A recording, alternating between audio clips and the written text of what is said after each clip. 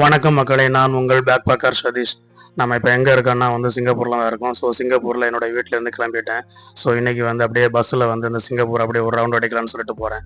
So நீங்கள் பாருங்கள் Singapore எப்படி இருக்குன்னு சொல்லிட்டு நான் அப்படியே காட்டுறேன் பஸ்ஸில் போகும்போது. ஃப்ரெண்ட்ஸ், நீங்கள் இப்போ தான் நம்ம சேனலை புதுசாக பார்க்குறீங்களா இருந்தால் தயவுசெய்து நம்ம சேனலை சப்ஸ்கிரைப் பண்ணுங்கள். நம்ம channel name bake baker Sathish. Friends, இன்றைக்கி பப்ளிக் ஹாலிடே. ஏன்னா குட் ஃப்ரைடே டுடே. அதனால் இங்கே சிங்கப்பூரில் இன்றைக்கி பப்ளிக் ஹாலிடே. தொடர்ந்து 3 நாள் லீவ். ஸோ இப்படி தொடர்ந்து 3 நாள் அல்லது 4 நாள் லீவ் வரும்போது மக்கள் அனைவருமே எல்லாருமே வேறு நாட்டுக்கு போயிடுவாங்க டூருக்காக. ஸோ அதனால தான் மக்கள் நடமாட்டம் இல்லாமல் ரொம்ப வெறிச்சோடி கிடக்கு. ஸோ அநேக மக்கள் ஏற்கனவே ட்ராவல் பண்ணியிருப்பாங்க.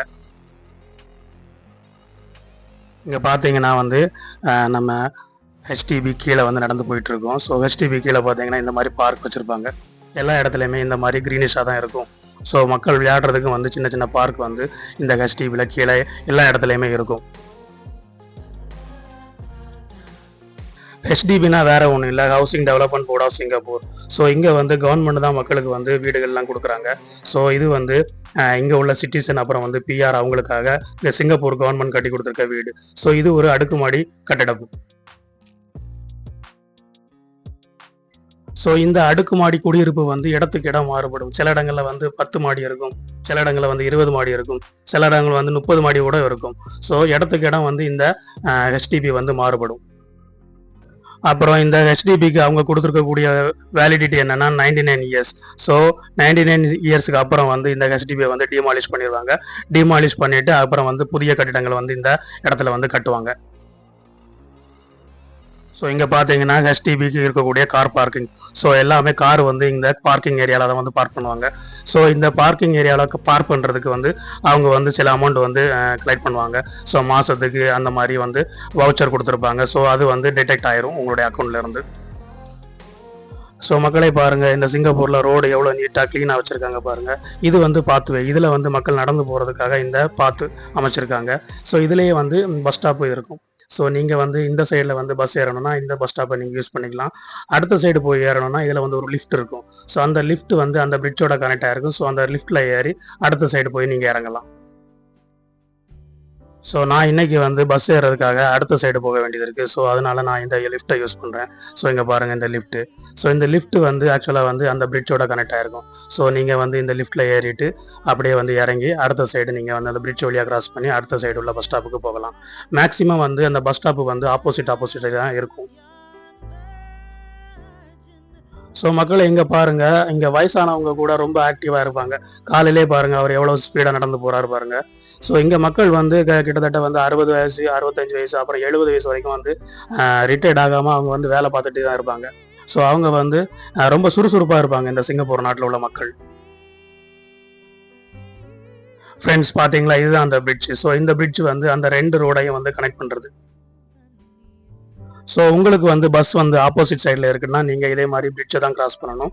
ஸோ அதுக்காக தான் அந்த லிஃப்ட் வச்சுருக்காங்க. ஸோ லிஃப்ட்டில் ஏறி இந்த பிரிட்ஜ் வழியாக நீங்கள் அடுத்த சைடு போகிறதுக்காக தான் அந்த லிஃப்ட் வச்சுருக்காங்க. ஸோ மக்கள் ஈஸியாக அக்சஸ் பண்ணுறதுக்காக தான் இப்படி வச்சுருக்காங்க. ஸோ ஃப்ரெண்ட்ஸ், நீங்கள் சிங்கப்பூர் வந்தீங்கன்னா தயவுசெய்து ரோடை நம்ம ஒரு மாதிரி கிராஸ் பண்ணிடுறாங்க. இதே மாதிரி தான் இந்த பிரிட்ஜ் யூஸ் பண்ணி தான் நீங்கள் கிராஸ் பண்ணணும். நீங்கள் நம்ம ஒரு மாதிரி சடனாக ரோடை கிராஸ் பண்ணிங்கன்னா ஃபைன் போட்டுருவாங்க.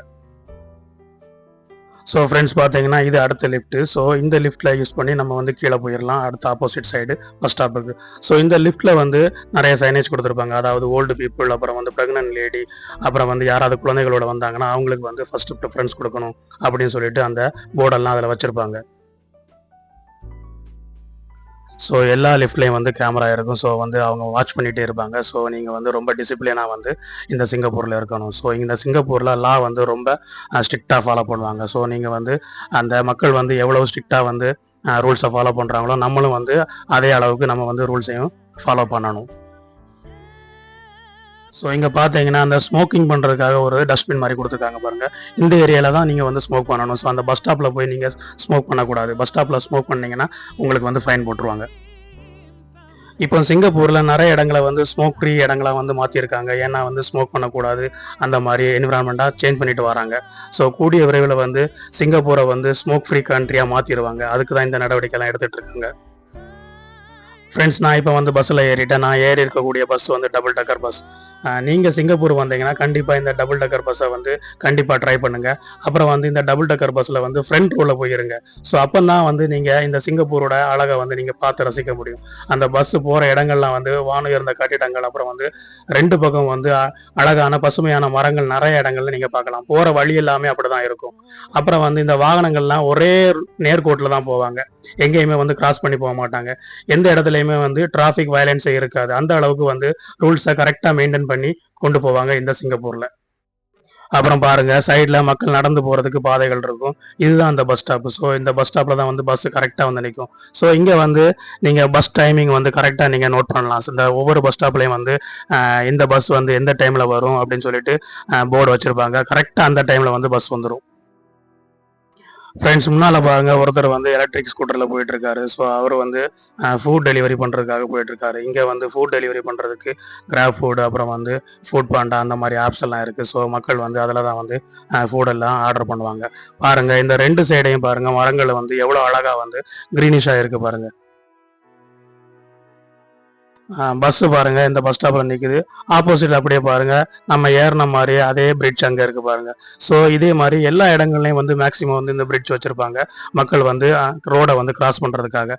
ஸோ பஸ் ஸ்டாப் வந்து ஆப்போசிட்ல இருந்தா இந்த பிரிட்ஜ் வழியா தான் நீங்க வந்து கிராஸ் பண்ணி ஆகணும். ஸோ அதுக்காக தான் வந்து எல்லா இடத்துலையுமே வந்து இந்த மாதிரி பிரிட்ஜ் மேக்சிமம் இருக்கும். அப்புறம் இந்த சிங்கப்பூர்ல வந்து கரெக்டாக வந்து அந்த சைனேஜ் போர்டெல்லாம் கரெக்டாக வச்சிருப்பாங்க. ஸோ இந்த இடத்துக்கு போகிறதுக்கு எவ்வளோ கிலோமீட்டர் அதையெல்லாம் வந்து கரெக்டாக வந்து வச்சிருப்பாங்க. ஸோ இங்கே வந்து டிராஃபிக் வந்து மக்கள் வந்து கரெக்டாக ரூல்ஸை ஃபாலோ பண்ணுவாங்க. ஸோ இங்கே பாருங்க, எவ்வளோ அழகாக வந்து கரெக்டாக நிப்பாட்டி வச்சிருக்காங்க. எங்கேயுமே வந்து அவங்க வந்து முன்ன பின்ன போகிறதில்ல, கரெக்டாக அந்த லைன்லேயே நிப்பாட்டுவாங்க. ஃப்ரெண்ட்ஸ், நீங்கள் ஆப்போசிட்டில் பாருங்கள், ரெண்டு பெரிய கட்டிடங்கள் இருக்கா. ஸோ அந்த கட்டிடத்துக்கு கிட்டையே வந்து சின்ன வயசு கட்டிடங்கள் இருக்கா. ஸோ அந்த கட்டிடம் வந்து எதுக்குன்னா இந்த கார் பார்க்கிங். ஸோ அந்த மக்கள் வந்து கார் பார்க் பண்ணுறதுக்காக தான் இந்த கட்டிடங்கள்லாம் பண்ணி வச்சுருக்காங்க. சிங்கப்பூர் கவர்மெண்ட் வந்து மக்களுக்கு வந்து நல்ல ஒரு இன்ஃப்ராஸ்ட்ரக்சர் கிரியேட் பண்ணி கொடுப்பாங்க. அதுக்கப்புறம் வந்து அதை நல்லா கரெக்டாக மெயின்டைன் பண்ணுவாங்க. சிங்கப்பூர்ல வந்து பப்ளிக் டிரான்ஸ்போர்ட் வந்து ரொம்ப அருமையா இருக்கும். மேக்ஸிமம் நிறைய மக்கள் வந்து பப்ளிக் டிரான்ஸ்போர்ட்டை தான் யூஸ் பண்ணுவாங்க. ஸோ இந்த பப்ளிக் டிரான்ஸ்போர்ட் வந்து எல்லா இடங்களையுமே வந்து மேக்ஸிமம் கனெக்ட் பண்ணியிருக்கும். இதில் வந்து பஸ், அப்புறம் வந்து எம்ஆர்டினா நம்ம ஊரில் இருக்கக்கூடிய மெட்ரோ ட்ரெயின், அதுதான் இங்கே எம்ஆர்டின்னு சொல்லுவாங்க. ஸோ எல்லாமே இங்கே வந்து வெல் கனெக்டட். ஸோ இங்கே வந்து பப்ளிக் டிரான்ஸ்போர்ட் யூஸ் பண்ணுறதுக்காக வந்து ஈஸி லிங்க் கார்டுன்னு சொல்லிட்டு ஒரு கார்டு இருக்குது. ஸோ அந்த கார்டை நீங்கள் வந்து டாப்அப் பண்ணணும். ஸோ அந்த கார்டை டாப்அப் பண்ணிவிட்டு நீங்கள் வந்து இந்த பப்ளிக் டிரான்ஸ்போர்ட்டான பஸ், அப்புறம் வந்து எம்ஆர்டி எல்லாமே நீங்கள் வந்து அந்த கார்டை யூஸ் பண்ணி நீங்கள் வந்து போகலாம். ஃப்ரெண்ட்ஸ், நீங்கள் சிங்கப்பூர் வந்தீங்கன்னா கண்டிப்பாக வந்து இந்த ஈஸி லிங்க் கார்டை வந்து வாங்கி வச்சுக்கோங்க. ஸோ இந்த ஈஸி லிங்க் கார்டை வச்சு தான் நீங்கள் வந்து பஸ்ஸஸ், அப்புறம் வந்து ட்ரெயினில் வந்து நீங்கள் அக்சஸ் பண்ண முடியும். நீங்கள் டிக்கெட்டும் எடுக்கலாம், பட் டிக்கெட்டுக்கு வந்து ஃபேர் வந்து நீங்கள் எக்ஸ்ட்ராவாக கொடுக்க வேண்டியது இருக்கும். ஸோ இந்த ஈஸி லிங்க் கார்டை யூஸ் பண்ணிங்கன்னா நீங்கள் எந்த ஸ்டாப்பில் இறங்குறீங்களோ அதுக்கு ஏற்ற மாதிரி கரெக்டாக அந்த ஃபேர் வந்து அந்த கார்ட்லேருந்து டிடெக்ட் பண்ணி எடுத்துக்குவாங்க. ஃப்ரெண்ட்ஸ், நீங்கள் இந்த ஈஸி லிங்க் கார்டை வந்து பஸ்ஸில் ஏறும்போதும், அப்புறம் வந்து பஸ்ஸை விட்டு இறங்கும் போதும் வந்து நீங்கள் டேப் பண்ணணும். சப்போஸ் நீங்கள் டேப் பண்ண மறந்துட்டீங்கன்னா இறங்கும்போது இந்த பஸ் எங்கே போய் சேருதோ அந்த அளவுக்கு உண்டான ஃபேர் வந்து உங்களுடைய கார்ட்லேருந்து டிடெக்ட் பண்ணி எடுப்பாங்க. நீங்கள் கண்டிப்பாக இந்த ஈஸி லிங்க் கார்டை வந்து பஸ்ஸில் ஏறும்போது வந்து டேப் பண்ணணும். நீங்கள் டேப் பண்ண மறந்துட்டீங்கன்னா, சப்போஸ் வந்து செக்கிங் இன்ஸ்பெக்டர் நடுவழியில் வந்து ஏறினார்னா உங்களுக்கு ஃபைன் ரொம்ப அதிகமாக போடுவார். ஸோ ஃப்ரெண்ட்ஸ், பாருங்கள், இந்த சிங்கப்பூரில் இருக்கக்கூடிய ரோடு எவ்வளோ அழகாக மெயின்டைன் பண்ணியிருக்காங்க பாருங்கள். அவ்வளோ க்ளீனாக இந்த ரோடெல்லாம் இருக்கும். ஒரு குப்பை கூட இந்த ரோட்டில் நீங்கள் பார்க்க முடியாது. ஃப்ரெண்ட்ஸ், இந்த சிங்கப்பூர் வந்து நைட் டைமில் பார்க்குறதுக்கு ரொம்ப அழகாக இருக்கும். ஏன்னா அவ்வளோ அழகான லைட்டிங்ஸ் எல்லாம் போட்டிருப்பாங்க. எல்லா இடங்கள்லையுமே லைட்டிங்ஸ் போட்டிருப்பாங்க. இந்த சிங்கப்பூரில் வந்து நீங்கள் நைட் டைமில் எந்த டைம்லனாலும் நீங்கள் வெளியே போகலாம். அந்த அளவுக்கு வந்து கிரைம் ரேட்டு வந்து குறைவான ஒரு நாடு. ஸோ நீங்கள் வந்து பயம் இல்லாமல் எந்த டைம்லனாலும் நீங்கள் இந்த சிங்கப்பூரில் வெளியே போகலாம். இந்த சிங்கப்பூரில் நைட் 2 மணி 3 மணிக்கு நீங்கள் வெளியே வந்தாலும் மக்கள் நடமாட்டம் இருக்கும். அந்த அளவுக்கு வந்து ஒரு சேஃபான ஒரு நாடு இது. ஃப்ரெண்ட்ஸ், நீங்கள் சிங்கப்பூர் வந்தீங்கன்னா கண்டிப்பாக இந்த பப்ளிக் டிரான்ஸ்போர்ட்டை யூஸ் பண்ணுங்கள் எல்லா இடத்தையும் சுற்றி பார்க்குறதுக்கு. ஸோ எல்லா இடங்களுமே வந்து இந்த பப்ளிக் டிரான்ஸ்போர்ட் வந்து கனெக்டடாக இருக்கும். ஸோ நீங்கள் வந்து டாக்ஸி அல்லது வந்து கிராப் யூஸ் பண்ணிங்கன்னா வந்து அது ரொம்ப எக்ஸ்பென்சிவாக இருக்கும் உங்களுக்கு. நீங்கள் சிங்கப்பூருக்கு டூரிஸ்ட்டாக வந்துருந்தீங்கன்னா கண்டிப்பாக இந்த ஆப்ஸ் எல்லாம் வந்து டவுன்லோட் பண்ணி வச்சுக்கோங்க. கிராப், ஃபுட் பாண்டா, இதெல்லாம் வந்து ஃபுட் ஆர்டர் பண்ணக்கூடிய ஆப். இன்கேஸ் நீங்கள் எமர்ஜென்சிக்கு வந்து டாக்ஸி புக் பண்ணாலும் வந்து நீங்கள் கிராபில் வந்து புக் பண்ணிக்கலாம். அப்புறம் வந்து சிங்கப்பூர் எம்ஆர்டி, அப்புறம் வந்து சிங்கப்பூர் மேப்ஸ் இதெல்லாம் வந்து டவுன்லோட் பண்ணிக்கோங்க. ஸோ இது வந்து உங்களுக்கு வந்து யூஸ்ஃபுல்லாக இருக்கும், நீங்கள் வந்து ஒவ்வொரு பிளேஸையும் வந்து சுற்றி பார்க்குறதுக்கு. சிங்கப்பூர் வந்து ரொம்ப சின்ன கண்ட்ரி தான். நீங்கள் வந்து ஒரு வாரம் அல்லது 2 வாரம் இருந்தாலே வந்து மேக்ஸிமம் வந்து எல்லா பிளேஸையும் வந்து நீங்கள் சுற்றி பார்த்துடலாம். ஸோ ஃப்ரெண்ட்ஸ், நீங்கள் வந்து சிங்கப்பூருக்கு வந்து டூரிஸ்ட்டாக வரீங்கன்னா கண்டிப்பாக வந்து டூரிஸ்ட் விசா தேவை. நம்ம இந்தியன்ஸுக்கு வந்து டூரிஸ்ட் விசா கண்டிப்பாக தேவை. ஸோ நீங்கள் சிங்கப்பூருக்கு வர்றதுக்கு 1 மாதத்துக்கு முன்னாடியே வந்து டூரிஸ்ட் விசா அப்ளை பண்ணுங்கள். ஸோ சிங்கப்பூர் டூரிஸ்ட் விசா வந்து 2 மாதத்துலேருந்து 2 வருஷம் வரைக்கும் கொடுக்குறாங்க, multiple entry based on the candidate. இது வந்து சிங்கப்பூர் எமிகிரேஷன் தான் வந்து முடிவு பண்ணுவாங்க எவ்வளோ நாள் கொடுக்கணும்னு சொல்லிட்டு. ஸோ பெர் என்ட்ரி வந்து 30 டேஸ் கொடுப்பாங்க. ஸோ 30 டேஸ் வந்து அதுவும் சிங்கப்பூர் எமிகிரேஷன் தான் வந்து முடிவு பண்ணுவாங்க, உங்களுக்கு 30 டேஸ் கொடுக்கணுமா அல்லது வந்து 15 டேஸ் கொடுக்கணுமா பேஸ்ட் ஆன் த கேண்டிடேட். அது வந்து சிங்கப்பூர் கவர்மெண்ட் தான் முடிவு பண்ணும். ஃப்ரெண்ட்ஸ், நம்ம வீடியோ வந்து நிறைய கண்ட்ரிலேருந்து பார்க்குறாங்க, பட் சப்ஸ்கிரைப் பண்ணாமல் பார்க்குறாங்க. 90% மக்கள் வந்து சப்ஸ்கிரைப் பண்ணாமல் பார்க்குறாங்க. ஸோ தயவு செய்து சப்ஸ்கிரைப் பண்ணுங்கள் மக்களே. நீங்கள் சப்ஸ்கிரைப் பண்ணால் தான் நான் அடுத்தடுத்த வீடியோ போடுறதுக்கு அது ஒரு மோட்டிவேஷனாக எனக்கு இருக்கும். ஃப்ரெண்ட்ஸ், இந்த வீடியோ மூலமாக உங்களுக்கு சிங்கப்பூரை பற்றி சில இன்ஃபர்மேஷன் கிடச்சிருக்குன்னு நினைக்கிறேன்.